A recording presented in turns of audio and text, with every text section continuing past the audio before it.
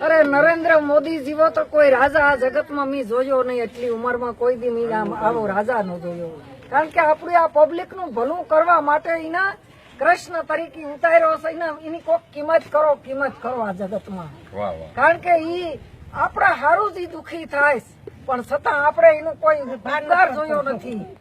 આ એક વિચાર કરવો જોઈએ કે અરે નરેન્દ્ર મોદી તો એને કોઈ એને છે આ પબ્લિક ને માટે કેટલી મહેનત કરે અને યોગા બધી ના કરાવે, દેવ દર્શન કરાવે અને સંતોને શરણે થઈને આ સંતોની શરણમાં થઈને આ બધો ઉકેલ લે.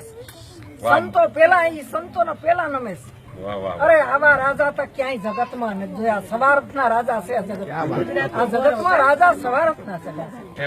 આ તો પર ઉપકાર ધન્ય. અરે નરેન્દ્ર મોદી ભગવાન એને સુખી રાખે અને એને ખૂબ ભક્તિ આપે. મારું તો એ જ કહેવાનું.